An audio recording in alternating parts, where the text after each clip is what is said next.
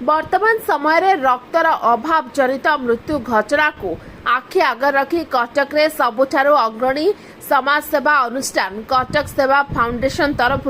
Cuttack celebration मंडप ठारे एक विशाल रक्तदान शिविर आयोजन कराई। एक कार्यक्रम को कटक चौद्वार विधायक सौभिक विश्वाल और कटक सदर विधायक प्रकाश सेठी उद्घाटन करथिले। तेबे फाउंडेशन प्रतिष्ठाता पप्पू पात्र निजे कार्यक्रम को परिचालना करथिले। तेबे मोटामोटी भाव में यह शिविर 100 यूनिट रक्त संगृहित होइतिला बोली आशा भी रखा जाइतिला। रक्तदान शिविर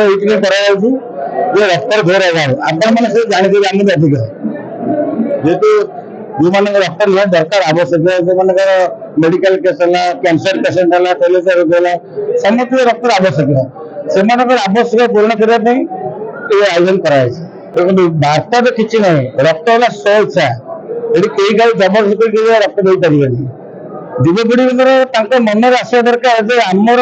रक्त जहाँ जीवन मत पार्टी सोच राशि रक्त दान कर जय जगन्नाथ मो ना अनुराधा कलिता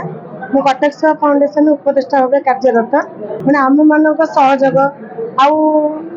आम मेम्बर मैंने आमर जो चिन्ह परिचय आम जो मान कन्विन्स कर आज के उत्साह सहित आसुँच आम सहित जोग भी देती ब्लड भी दौरान तो देखिए आम मन भी उत्साह बढ़ी जाऊँगी। तो एमती जदि आम आगे बढ़ी पार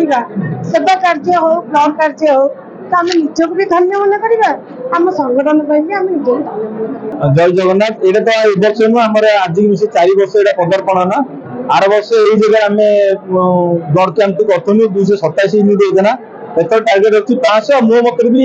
जानी जानी 500 अधिक आसो बार्ता कौन देवा कि गोटे रक्त तो 2टा लोक जीवन बचे आम खास कर कैंसर वार्ड प्रति रविवार दिन खाए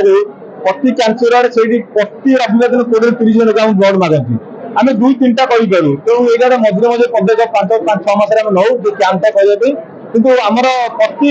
2-3 दिन गोटे ना डोनर आम कैंसर वार्ड पाऊ। कटक महेश पात्र की रिपोर्ट ओटी लाइव। अधिक खबर देखा ओटी लाइव को सब्सक्राइब करंतु एवं ए खबर को अधिक शेयर करंतु।